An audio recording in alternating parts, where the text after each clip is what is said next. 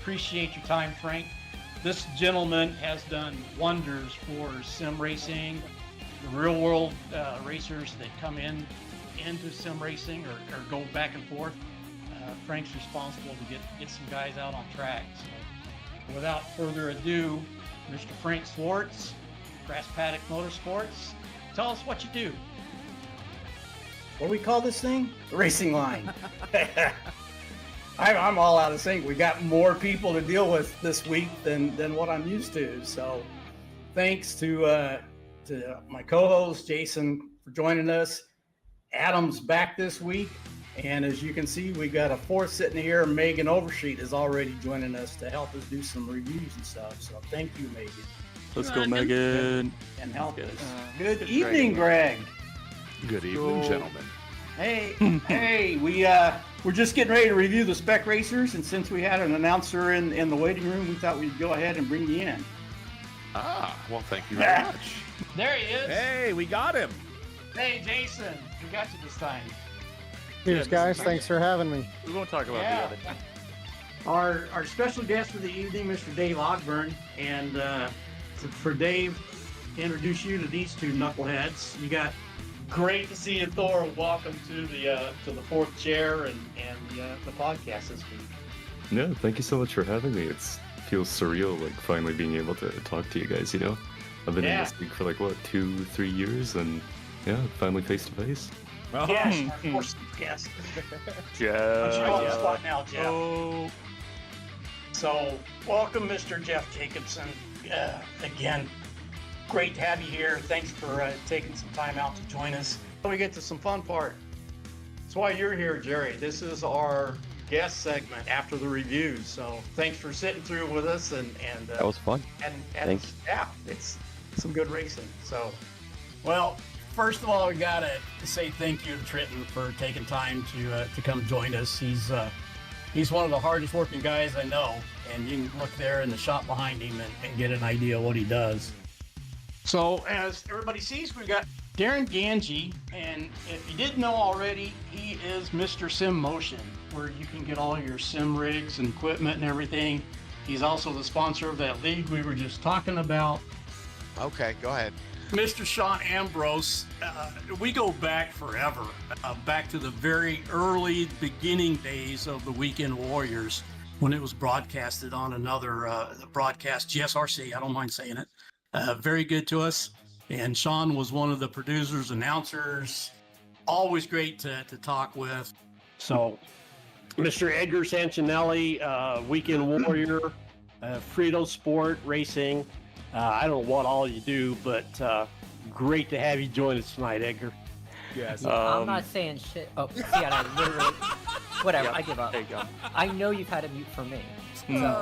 Oh, for sure, yeah. When you Yeah. it's for the views when Adam and you were there. I mean, it's it's jeez. Oh, yeah.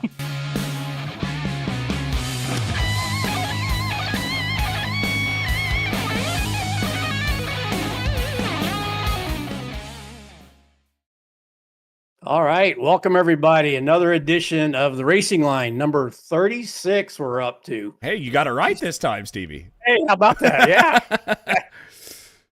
It's been a great week. I'd heard you doing a little Indy 500 practice, Adam, and Oh yes. yeah, just squeaked in here at the last second. So I want to see you. say, I want to mention real quick while we're on the topic of the Indy 500 that out of all the slow motion racing people right now, I'm the fastest. I got the top time. So Guido's in here right now. Guido's got to get a move on it. Michelle Lynn got her C license. She's going to be running with us this week as well. So awesome. Yeah, we'll keep an eye on it. You can see we've got our favorite sad man, Mr. Dan Sadro, joining us tonight. Good to see you, Dan. Thanks for taking time to join us tonight. Glad to be here. Yeah, you had a pretty busy first of the year, and we've been wanting to get you on for a while, and had to wait till you had some time. So good to see you. Yep. No, and I appreciate you your patience. That's helpful. Yeah, that's we every week, man. Just that's what we do. So, all right, what do you think? You ready for some highlights, Adam? yeah, we can do it. On to the FVs first. Felix Samoa's on that. Feel free to chime in, Dan. This is what it's all about. Just have some fun. Impress right towards the end of the season, and Samoa's maybe mounting a charge in that championship. Let's see what he can do in the number 31 car. The green flag is out, and the drivers are on their way as they bang through the gears and head their way off into this turn was number 1. It's a pretty good start for Nate Colacio. He's Slavin, yeah. To slip his way up into second. That one I can't say. On the other hand, wants to jump into a comfortable race lead. Felix, if you didn't know, Dan, he's jumped down and run the V's and the Formula Fords this season. Heading down into turn number 1. Samoans? We may have had Michelle. Yep. I probably pronounced it wrong. Yeah, the week 13 got him interested in doing that, so it's been good to see him run. Except he's fast in everything he does. Oh, hang on.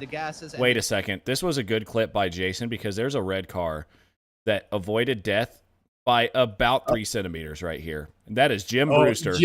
Jimmy, yeah, right in the middle. Oh my goodness gracious! Hit some of the anti-cut that sausage came- curbs after overcooking it. Oh, wow. To the side, the gases, and the gases bang. And then there into goes the side of Michelle. Tim, goes Right? Sort of hop, skipped, and jumped into another a anvil for car there Michelle. and kicked that whole thing off, unfortunately, to Gassis, and looks like Michelle Michelle getting has short end of that one as we see Colacio we got making Josh a talking, but scoop Michelle has from avoided inside the there. anvils this season Yep. until that one. Terribly long You're doing ago pretty good. There you can see those two racers, and Samoa's running a little bit wide.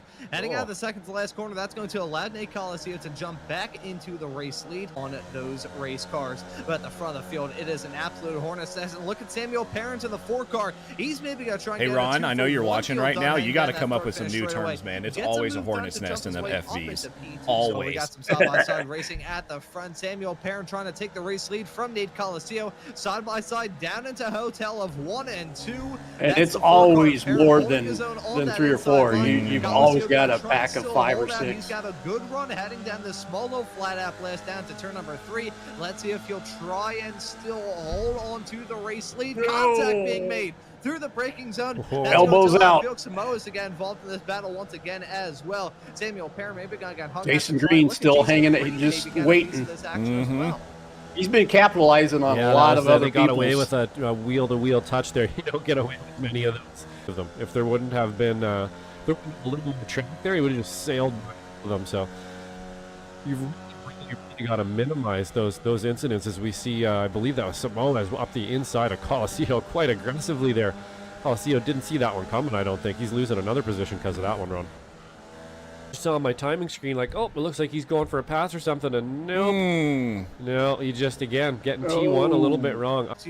It'll either Harbinger. feel like you're about to spin out, which I think is probably what happened to Parvin Lodar. You're going to be feeling like $1,000,000. It's like heading off through some of the carousels at the Nordschleife. As you can see, that's Nate Colacio licking the stamp and sending it again to the race lead. Kind of back in the pack there. It looks like perhaps he's figured that out now, and he's actually kind of staying with the pace of the pack, not not gapping every lap now. So he's got a chance 1, out here, like we were 2, saying 3, before. 4, 5, All it 6, takes 7, is one 8. little mistake up front here, and everything can change. Everybody in this pack is everyone's in going for the contention a moves winner, too. at least But the a problem podium is today. in these To say, cars, it's tough to I stay in believe it's line that, because you're just there's going to no get. such thing as luck. It's when preparation. Freight just- train, yep. Yeah, meets it's so opportunity, tough. Like and that's sort of you exactly can't what you want really to be just doing out run a draft train here. There are going to have to be overtakes. You see some of the over-unders they're doing. Coliseo and Felix Samoa's back again side by side. It's a 2x2 pack. Down into turn number 1 and 2. Samuel Parent. I'm really surprised at how racy Ashersleben is in these cars. Yeah. It's all because of that front stretch. You get a little bit of that draft in these Vs, and it's game on. As that's Ethan Orr running a little bit wide coming out of turn 2 as well. Coliseo is going to take another dive here. Watching Samuel Parent, and it looks like he's beginning to start to get attacked here by Jason Green. He's going to have to start making some moves, and I think he's feeling it too, Ron. Kind of the middle backstretch. Yep, that too. Yep. Annoying things about any sort of online gaming or sim racing of any kind. We're getting pretty dicey here up at the front. We're starting to lose positions now. Jason Green slipping back a little bit. Weekend Warriors, round number 8 at Ashersleben here on Slow Motion Broadcasting. We've got the action, and we need 3 minutes left, and they're still. Into turn number 3. This is really starting. I mean, this is a 10-car pack. Yeah, at the front, they got pretty close there for a moment. It definitely went 3 wide just briefly there for a second. Samuel was thinking about it, and he continues to think about it here as he's going to axle with Coliseo. He's going to keep that inside line, try to make it work here. Try to push Coliseo to the outside. Not quite enough. No. Unfortunately, they make contact. There goes Nate. Kind of saw that one coming there. There's no way through there. I'm surprised that Coliseo didn't give him a little bit more room. He was definitely there holding that inside. At least to me, that doesn't look like Samuel did anything wrong there, Ron. Samuel Parent's alongside. He's alongside. He's alongside. He's alongside. He's alongside. Yeah, that sucks.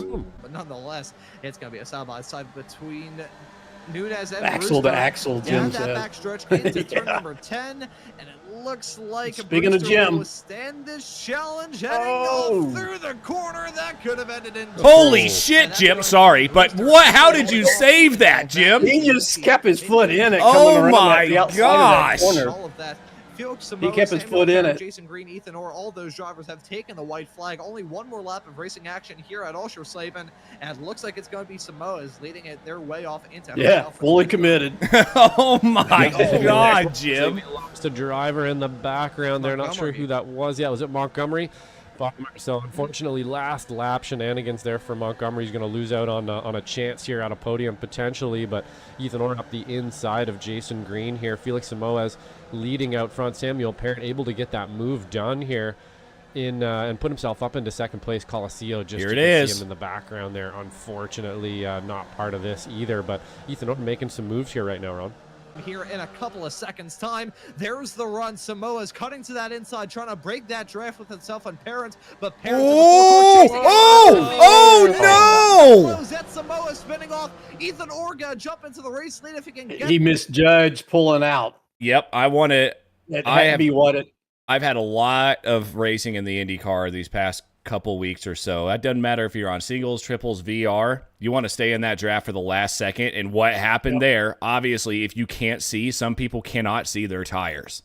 And I think that's exactly what happened there, and that's unfortunate, but that is something that probably won't happen in real racing like it does in sim racing. Up into the race lead, but it's not over yet. Parent looking to get it back around the outside. More contact being made. He hopped into the wall. That's not going to work out for Parent. He goes for a one-way trip into the gravel. Guido Marzucchi got to jump up to P2 as Raphael Lippi, Guido! debut, got Right? to pick up a podium. But Ethan Always. Orr, in a This guy. dramatic series of events, is going to win this race.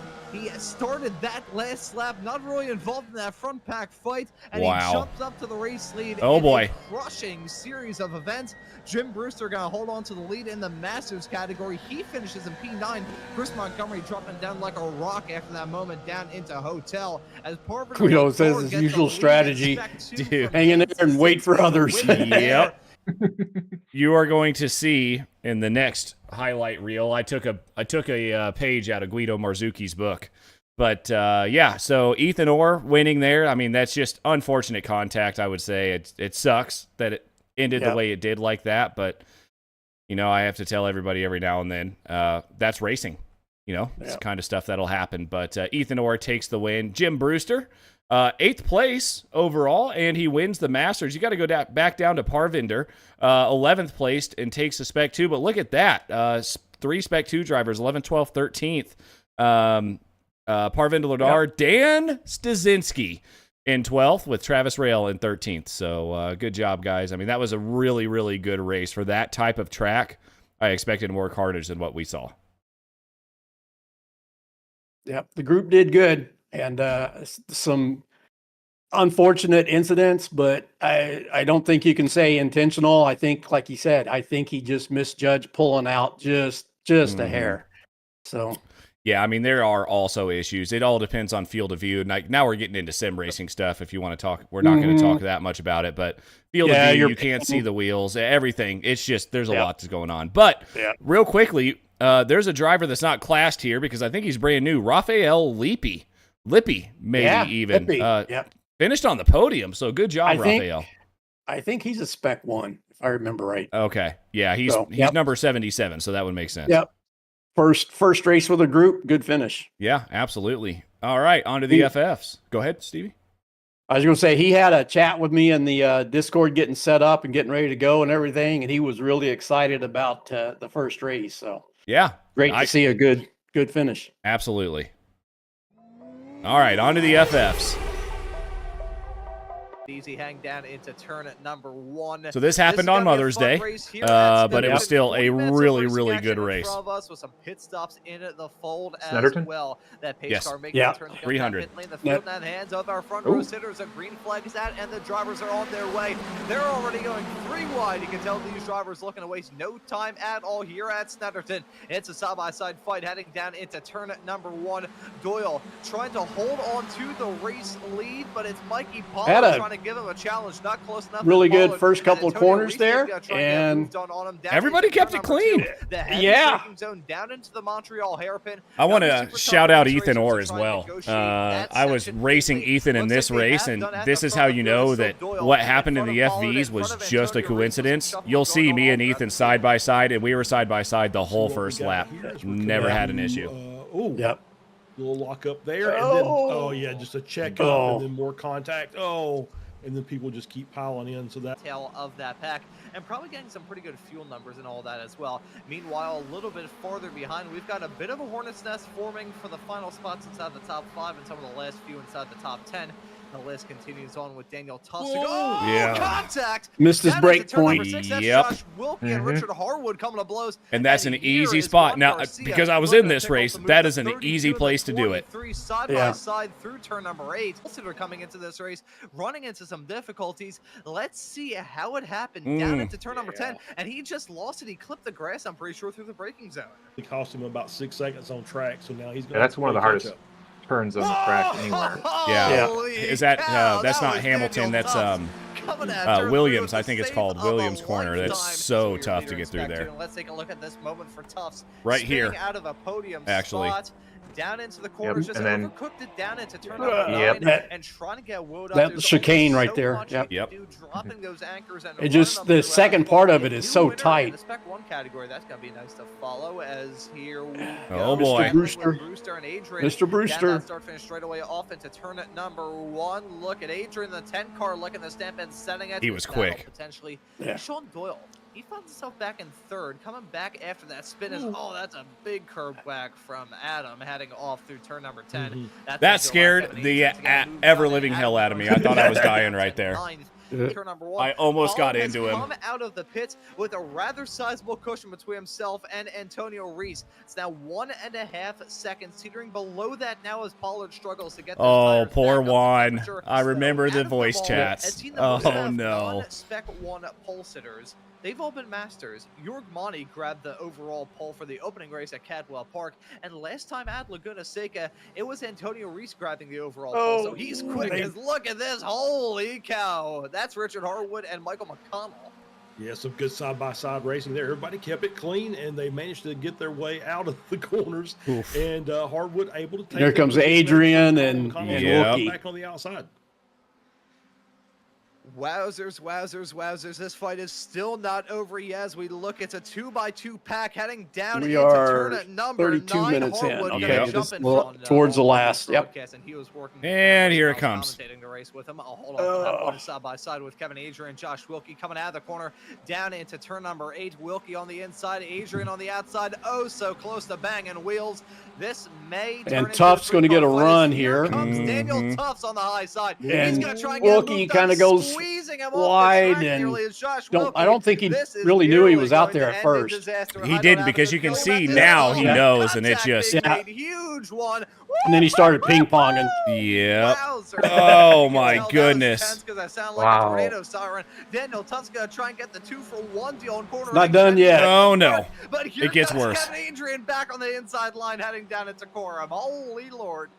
These are guys who have not finished racing just yet, as they're still side by side coming through Corum. Yep. And the DQ for Wilkie. Yeah. DQ and all of that. It's just hard racing, and usually Josh just trying to make it just kind of close up. And then I think he just pushed too hard and missed it. Those guys might have broke a little early since they were side by side, and then you're also watching that side by side battle ahead of you. Yeah, and it's just it's one of those things. Close. We talk about these close quarters finishes in this series. Jim and I were nose to tail the last couple of laps, and I got really close to him the last lap. And going into that chicane at the end of that back straight, he slid a little wide, and I ducked under, and I actually made a pass on him in that chicane. That I remember Jim goes, "How the hell did you do that?" Yeah. Spec 2 category. And that is going to be the checkered flag for him. There we can see it. It's a photo finish right at the line between Wubker and Adrian. Wowzers. That was Wubker saying his best lap of the race last time by. There's Tim. Hi, Tim. But yeah, here we go into the results. Mikey Pollard, Juan Garcia, something that we mentioned but didn't really mention, got a speeding in the pits penalty, which hurt him. So Juan was way up there. He ended up finishing P14. He goes, "Oh no, that was 8 positions," and he did lose. He lost 8 positions there. But Mikey Pollard with the win. Antonio Reese is absolutely killing it right now in the Masters. And I was watching a bit of this broadcast, and he mentioned he's bowed out of the SRFs. He's just focusing on the Formula Fords, and look at what that's doing for him. Obviously P2, killing it in the standings as well. Sean Doyle rounds out the podium, and you got to go down to P7 to look at your S2 guy. But there were only 2 S2 racers. But but who got the win? I got it, Stevie.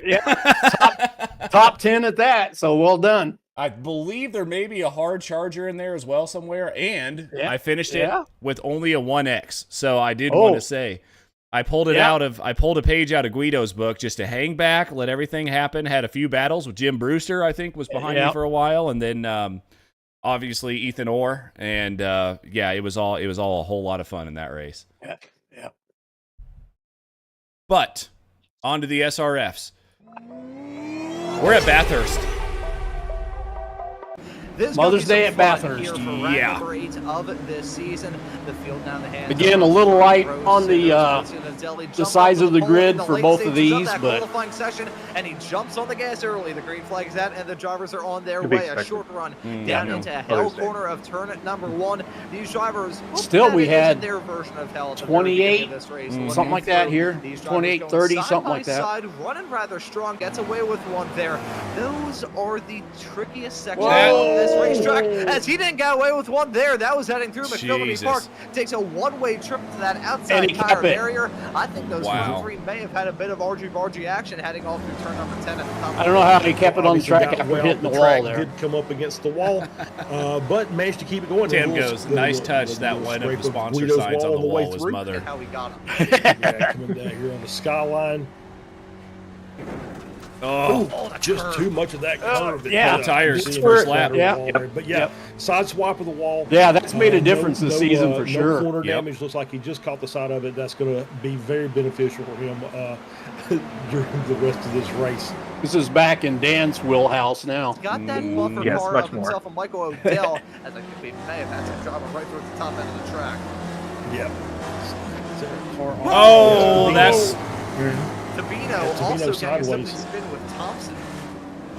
I believe Adam realized that there was not catnip on offer to the race winner, so he decided to call it early. As let's take a look at this moment involving Joao Tabino. yeah. I took a bit of a hiatus. I qualified in the middle of the pack, and I was like, there is no reason I should be here right now, so I backed out of this one. He had this moment right towards the top end of the circuit, moments after Tabino lost. I've been having heading through the downhill. Yeah. Would have been fun.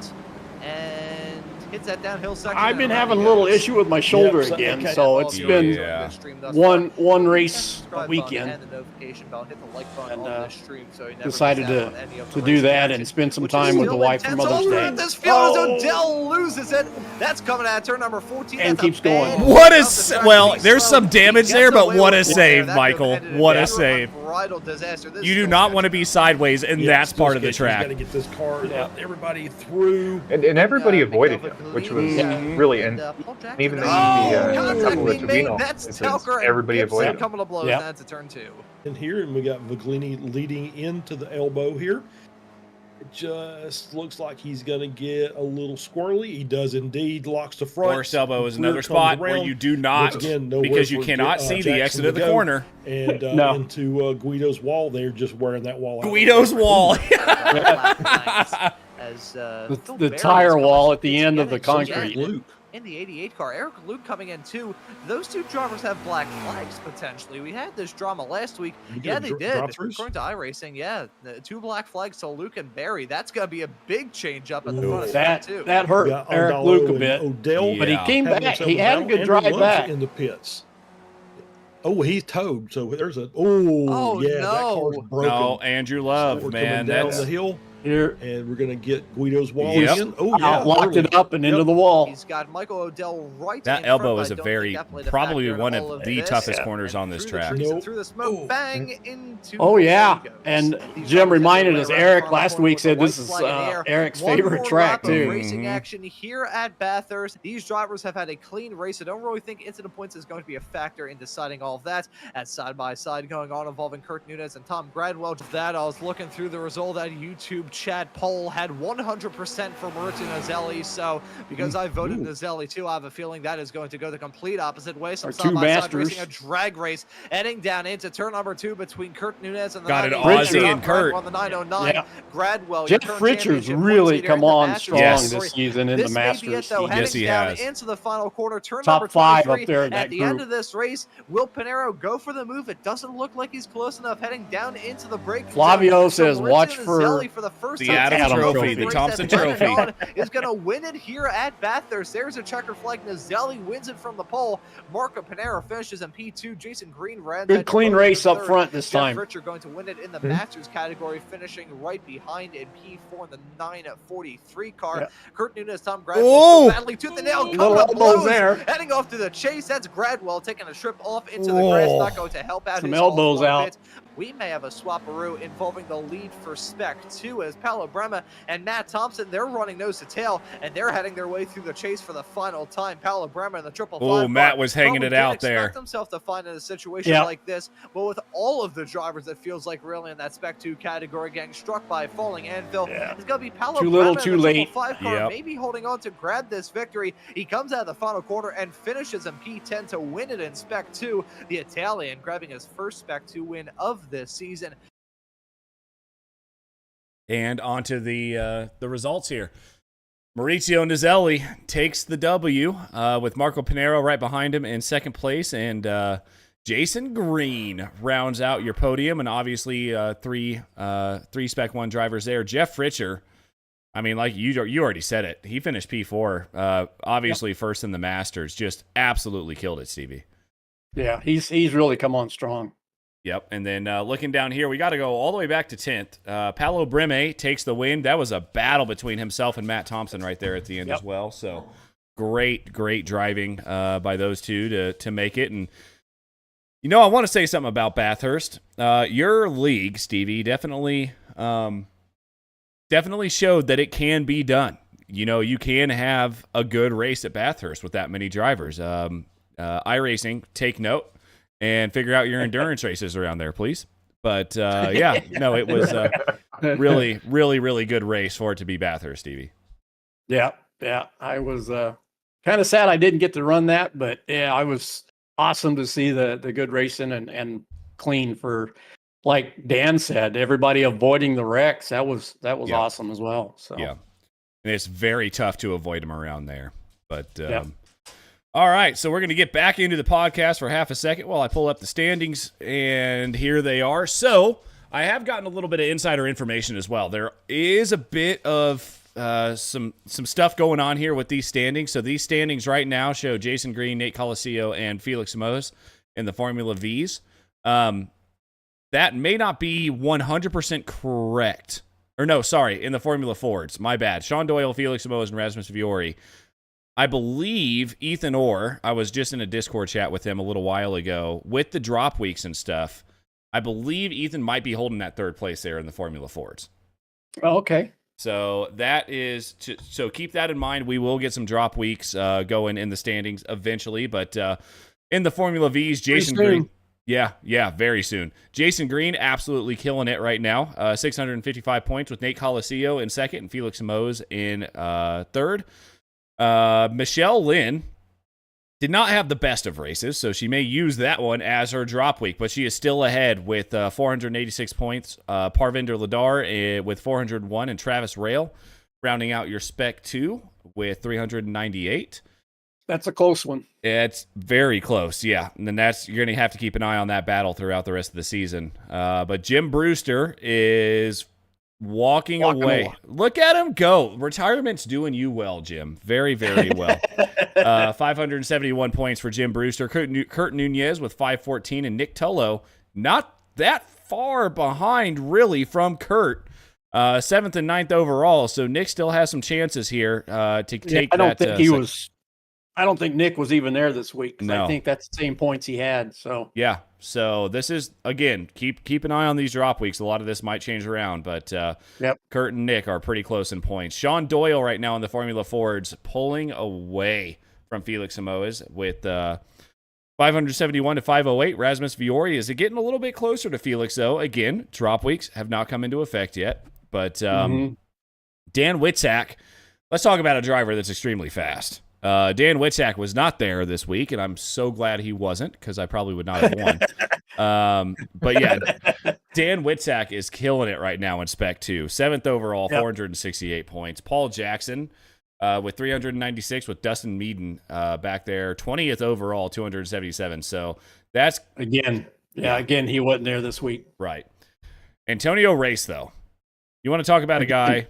We have talked about him. I know he's in the chat right now. He quit running SRFs, and look at what that's doing for his points in the Masters division in Formula Fords. Running away at this point. Yep. Antonio, you're killing it, my friend. Jeff Wupker in second in the Masters with Jim Brewster rounding out your top three there. Jason Green in the SRFs. You want to talk about starting to pull away. Jason Green is starting to pull away from Maurizio. Now that win from Maurizio probably helped a little bit. But yeah, Jason Green right now in first with Maurizio second overall. Felix Simoes back there in fifth overall, 450 points. Eric Luke, a driver that did not have the best luck in at Bathurst. But this guy is probably going to win Spec 2. We obviously had him on the podcast, Stevie, a few weeks ago. And he's moving himself up into Spec 1. And he's one of those drivers where iRating really doesn't make that much of a difference. And this guy is learning and trying to learn. I was in the Discord with him during the SRFs, and he was trying to learn off of Maurizio's laps. And Maurizio was just insanely fast at Bathurst. But the guy's quick. He will be a Spec 1 contender for sure. Give it a season, and he'll be there. Matt Thompson and Paul Jackson round out your podium for the Spec 2. And then in the Masters, Tom Gradwell, the Aussie, still taking it with 461 points, but that battle's pretty tight between himself and Jeff Fritcher. Yep, Jeff is coming on, so look out. Yeah. Kurt Nunez is rounding out the podium for your Masters class in the Spec Racer Fords. You mentioned Eric's going to be there next season, giving the battle. See, he's third overall. Yeah, I know. And Gradwell's fourth. Yes. Yeah. So, It's gonna be cool to see. I mean, the way it's gonna be interesting to see how all of this kind of works out. Obviously new classing system this season. Yeah. But to see how it all works out in the long run. All right. Well, a huge shout out to Jason Green. He's been doing our highlights every week. So got to say thanks for doing those, Jason. Appreciate it. Yes. So that's the first half.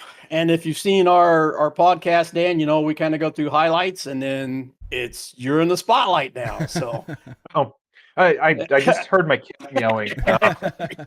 Yeah. Again, thanks for taking time out. Appreciate you sitting in with us, Dan.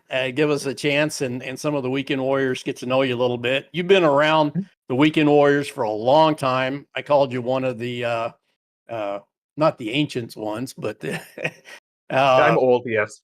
Yeah. No, you go back to 2018, I think we figured out.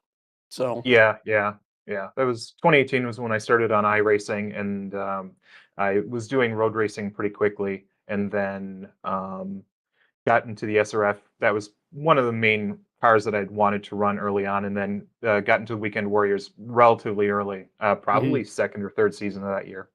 Okay. So I always start off with tell us how you got involved with sim racing in the first place. Where did that come from? Well, it goes back a little earlier than iRacing. Growing up as a kid, the local dirt track, every Saturday night we'd be there with my grandparents, and that's how it all started. I had a couple uncles actually who raced real at the dirt track, and then just kind of take that and then you take computer gaming and you just combine them, and that's how I got involved in it.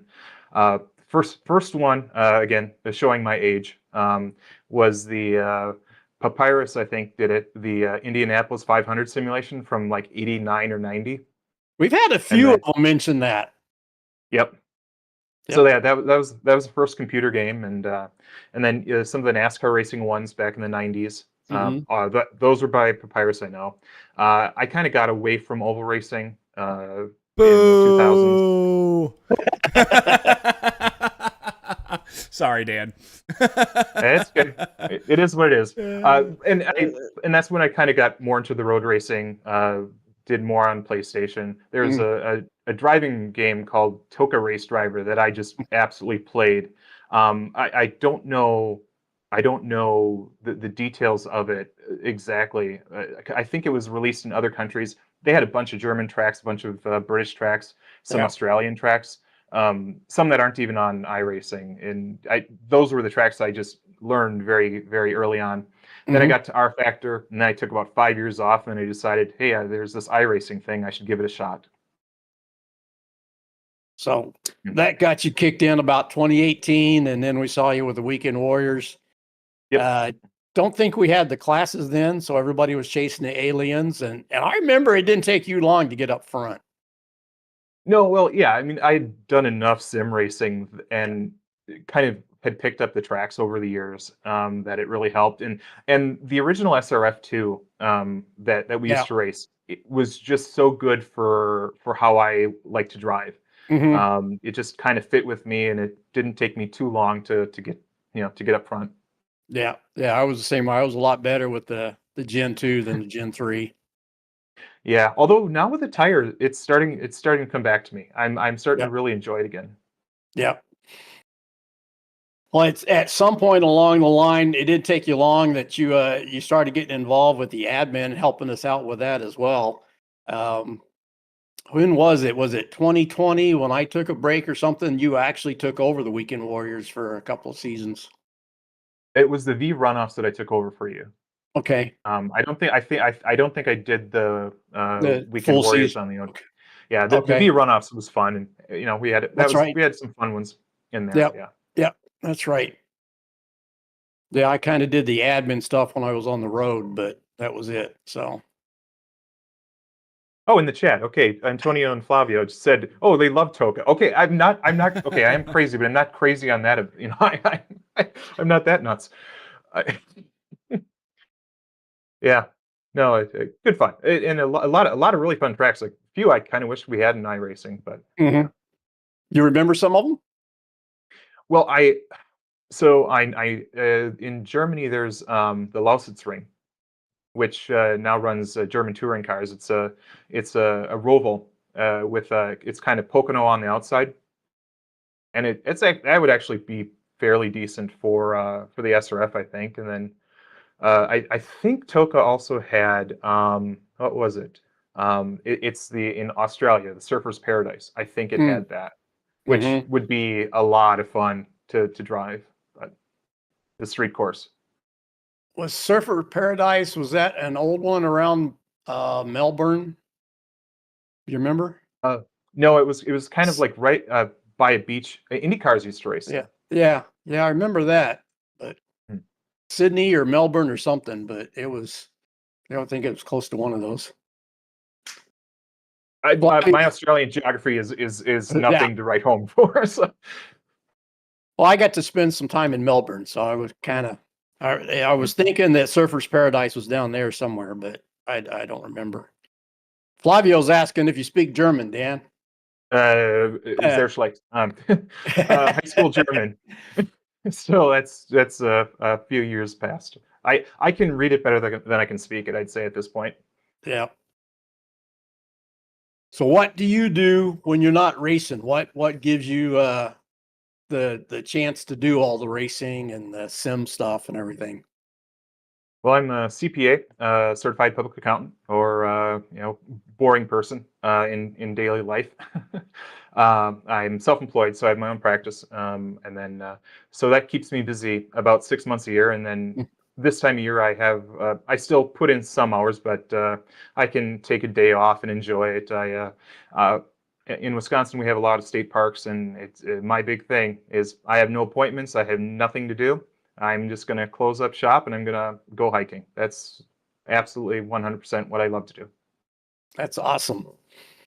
Yeah, so you do all the taxes and stuff, and that's what we were alluding to in the earlier, that you had a really busy time up until just this month. Yeah. It's crazy how people don't need accountants until around November, and then all of a sudden everybody needs an accountant. Oh, that too, yeah. Yeah. Oh, Flavio's got a good question for you. Tell us how the faux speed started. That's a good question. That's before me. I took it over originally from Rob Fears. He had done it for a couple of years, and he had taken it over from somebody else. I don't remember who. He had just had a change in his work schedule, and he couldn't make it anymore. You occasionally see him around every once in a while, but I kind of did full speed for 4 or 5 years, something like that. I had started to burn out on the SRF3 and iRacing as a whole, kind of just burnt out, and thankfully I found another a volunteer to take it to.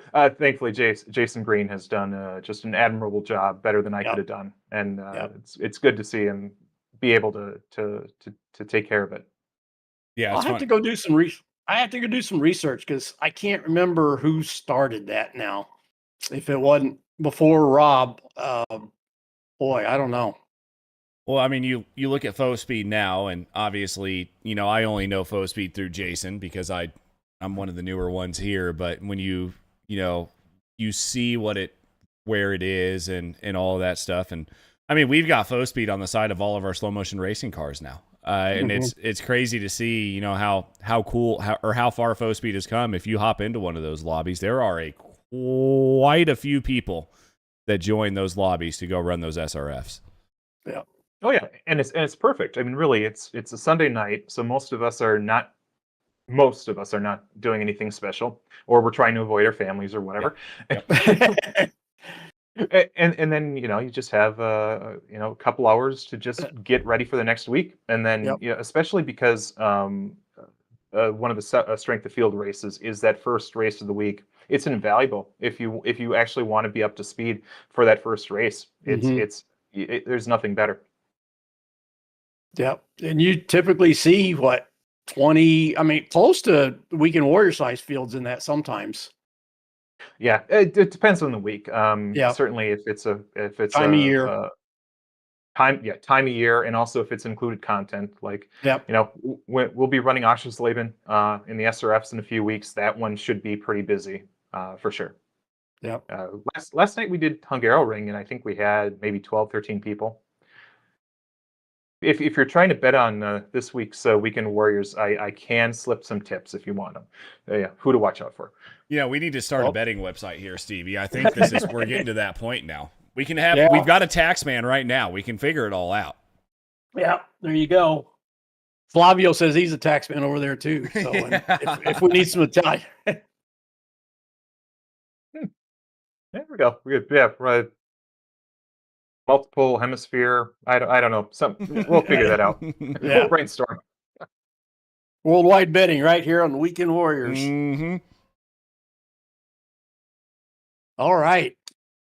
What you got, Adam? You got anything right now? Not really. I guess I kind of do. I mean, and this is going to be a total departure from what we've been talking about, Dan, but you're Dan the Sad Man, I think is what people call you, and I would assume that comes from your last name, correct? Yes. Okay, so yeah, I see Dan Sadro in there, and I always thought it was Sadro, and I always did not understand why you had a frowny face on everything you do. Like there's a frowny face on your, in the SRFs, and every time you make a comment, it's all frowny face. And then Flavio goes, "Oh, look, he's not frowning. He does actually smile." So it is literally just because of your last name, I would assume. Yeah, it's 100%. My last name, almost everybody mispronounces it, and it just became the joke.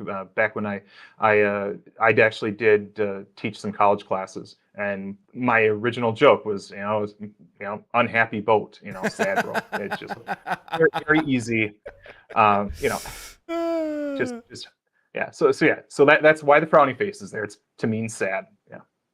Okay, I got another one for him, Stevie. So, obviously, the SRFs are your thing, Dan. Do you do anything else in iRacing, or is that, you're just kind of an SRF guy? Well, I've done a lot over the years. Now it's basically whatever I want to drive, but SRF is the big thing. But, I will definitely pick up an AI session or a test session. I have run Lotus 49, did that quite a bit. I still to this day have some bad habits from driving that thing. Yes. Driving the SRF. Did a lot of I guess they call it IMSA vintage now, with the Audi and even the Nissan. I did that. I've done F4. I've actually done. I spent a lot of time doing oval racing as well. So I have my A license in ovals, dirt and paved. Did a lot of oval, believe it or not. Had a lot of fun. It's still fun. It just do whatever you want, and it's actually kind of fun it's actually kind of fun to do both. If you're serious about one, you're serious about road racing. It's nice to have oval that you can just kind of let whatever's remaining of your hair down. There's a reason I have a hat on right now, Dan. So yeah. It's all right. No, I agree with you 100% wholeheartedly in that sentiment. Everyone, especially these past couple of weeks, the Indy 500 guys, like the month of May for me is just, it is 100% my favorite time of year, my favorite month of the year, obviously being born and raised an hour from Indianapolis. It's one of those things that I always get into. And Michelle's like, "You're a really good oval racer." I was like, honestly, I think I spend more time on the road in the sim than I do in the ovals. But when it comes to May, anything that's oval, I'm running it. I don't care if it's NASCAR. I don't care if it's IndyCar. You could put me in a freaking street stock. Give me a 410 around Eldora. I don't care. If it's May, I'm running ovals. And now, come June, I'm going to be back on the road side of things. Yeah, I remember you got me into the that IMSA with the Audi and the GTP for a season or two. So that was a lot of fun. I'm a good influence, aren't I? Yeah, you pull that string. So I gotta thank you too, Dan, because you've been, even though you haven't been running the Weekend Warriors too much recently, you've still been one of our admins, and it gives us an outside point of view at some of the incidents and stuff that we have going on every once in a while. So you keep me grounded, and appreciate it. Oh, happy to do it. And it's something I can do. And again, maybe is it not a bad thing that I don't run them and I have just kind of that outside view. Yeah. Yeah. No, it's all good, but know that you're welcome anytime we can get you on track. We'll pull you back. Get that fishing line out. So, Dan, I've got a league for you if you just want to, kind of departure a little bit and just go, because I hear you're an oval guy and stuff like that. And it's a cute cat, by the way. Uh-oh. But, Dan, my crew chief. Yeah. What's his her name? His name is Jeffrey, and it's spelled with a G. So Mr. Jacobson knows that it's spelled correctly. Yeah.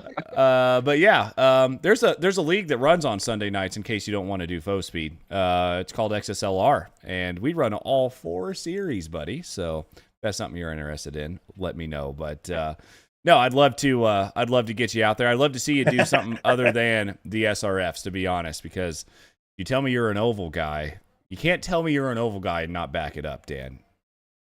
Well, I didn't say I was good. I just said I'd run it. I did for a while. Actually, I did do some C fix, B fix. Yeah, and the B fix. Actually, I really did like the B car. Kind of heavy. There was a regular.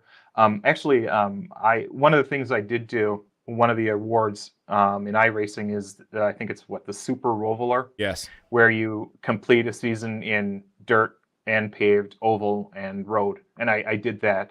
I did B fixed for that, and of course SRF, and I think the 360 sprints, and then something in the rallycross. But yeah, I enjoy doing them all. Just it's kind of a time thing and an energy. Yeah. No, I mean there may be because I don't do. I will usually do 8 or 9 weeks of SRF, and so if there's a track that I might not do, I might need to try something different. Yeah, no, I mean I get that too. I think Stevie and you and a lot of people that we've interviewed can kind of attest to the fact that when you've got a league, it almost becomes less fun. And I don't want it to sound like not owning a league or running a league is not fun, because it is. Running your own league, you get to see everybody having a good time, but at the same time, it's not as cool to just get on iRacing and do what you want. And I think there's a lot of that. I've had to take a break from a lot of things, obviously slow motion broadcasting, and I'm now having more fun with iRacing because I'm not having to deal with watching virtual race cars and race virtual race cars all the time. So there's a lot to be said about that. So I don't know where I'm going with that, Stevie, so I'm going to hand it off to you. No, I understand. And the few times I've got in and run somebody else's league, it was like a breath of fresh air. Mm-hmm. And yeah, I mean, and that's not to say running my league is stressful or nothing. I enjoy it. And kind of like you alluded to, the thing I get most out of it is seeing everybody else enjoy it. Mm-hmm. And the competition and the community that has come around it and built. I can't say I built it. I mean, everybody came in and became a part of it, and it kind of built itself, and everybody's, it just keeps going. And that's my reward. Running it and racing in your own. You said rule number 1 is don't wreck Stevie. Mm-hmm. and and I know everybody else knows that's not going to bother me. You know, if it happens, it happens. But yeah, I mean, there's obviously things in place. That the running joke right now in XSLR is, dude, you're running your league and you're winning every season. I was like, well, I know, and I was like, I don't want anybody to take, liberties to race me or I don't want anybody to pull back if they're racing me compared to running anybody else. And I think that's a huge, That's a huge thing that we're trying to get over.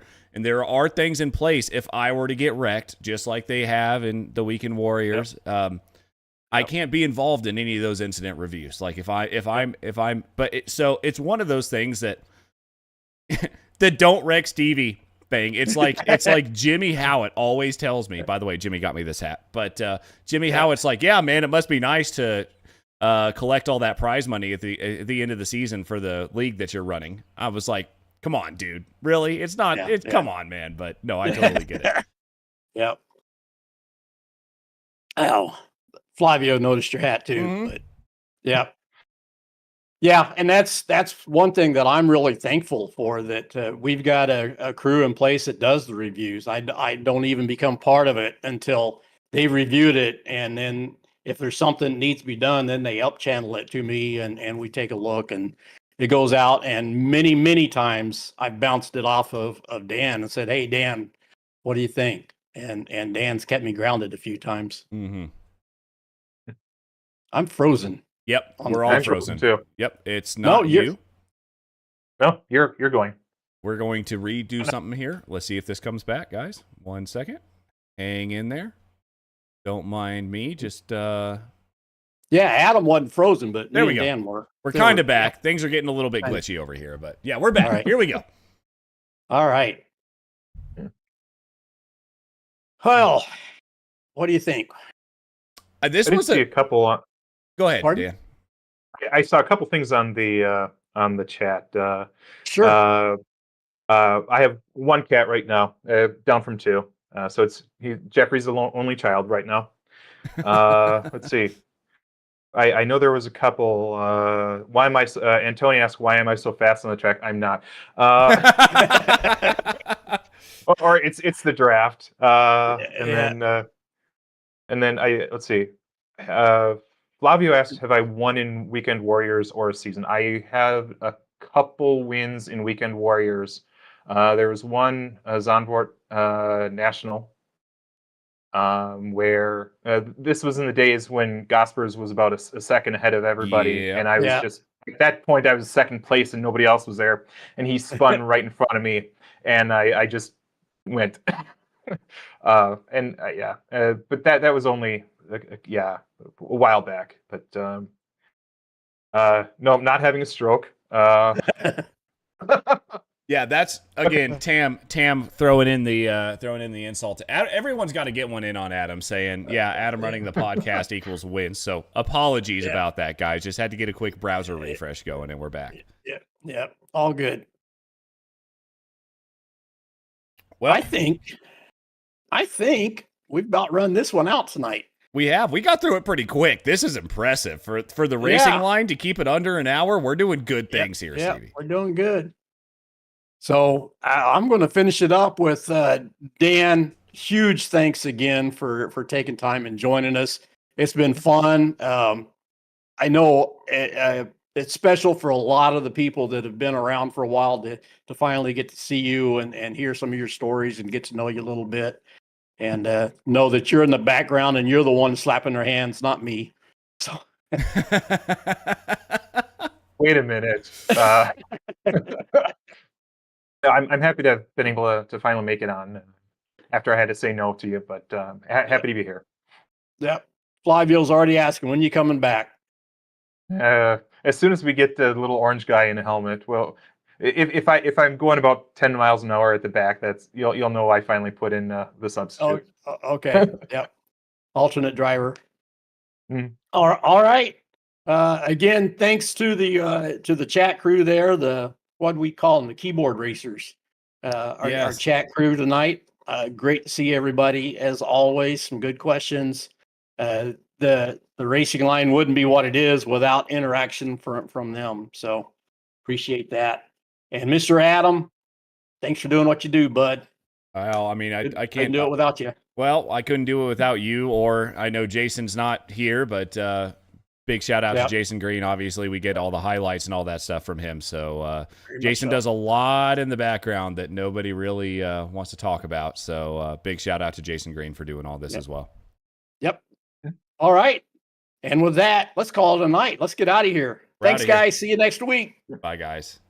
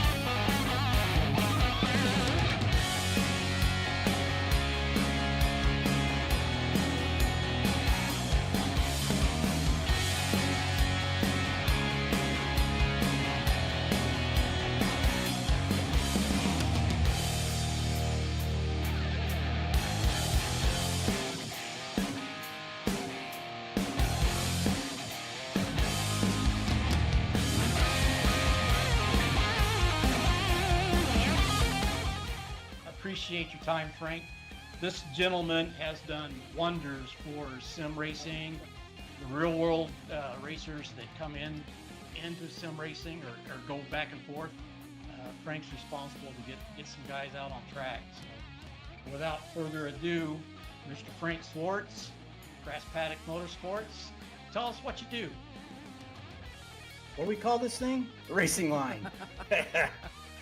I'm all out of sync. We got more people to deal with this week than what I'm used to. So thanks to my co-host, Jason, for joining us. Adam's back this week. And as you can see, we got a fourth sitting here. Megan Oversheet is already joining us to help us do some reviews and stuff. So thank you, Megan. Let's go, Megan. And help us. Good evening, Greg. Good evening, gentlemen. Hey, we're just getting ready to review the spec racers, and since we had an announcer in the waiting room, we thought we'd go ahead and bring you in. Well, thank you very much. There he is. Hey, we got him. Hey, Jason, we got you this time. Cheers, guys. Thanks for having me. We won't talk about the other time. Our special guest for the evening, Mr. Dave Ogburn, and for Dave to introduce you to these two knuckleheads, you got. Great to see you, Thor. Welcome to the fourth chair and the podcast this week. No, thank you so much for having me. It feels surreal, like finally being able to talk to you guys. You know, I've been in this league for like what 2-3 years, and yeah, finally face to face. Yes, of course, yes. Jeff. You're on the spot now, Jeff. Oh. So, welcome, Mr. Jeff Jacobson. Again. Great to have you here. Thanks for taking some time out to join us. We get to some fun part. That's why you're here, Jerry. This is our guest segment after the reviews. So thanks for sitting through with us. And that was fun. And thanks. Yeah, it's some good racing. So, well, first of all, we gotta say thank you to Trenton for taking time to come join us. He's one of the hardest working guys I know, and you can look there in the shop behind him and get an idea of what he does. So as everybody sees, we've got Darren Ganji, and if you didn't know already, he is Mr. Sim Motion, where you can get all your sim rigs and equipment and everything. He's also the sponsor of that league we were just talking about. Okay, go ahead. Mr. Sean Ambrose, we go back forever, back to the very early beginning days of the Weekend Warriors, when it was broadcasted on another broadcast, GSRC, I don't mind saying it. Very good to us. And Sean was one of the producers, announcers, always great to talk with. So, Mr. Edgar Sancinelli, Weekend Warrior, Frito Sport Racing. I don't know what all you do, but great to have you join us tonight, Edgar. Yes. I'm not saying shit. Oh, see, I literally. Whatever, I give up. There you go. I know you've had a mute for me. Oh, for sure. Yeah, when you just for the views when Adam and you were there. I mean, it's it's jeez. Oh yeah.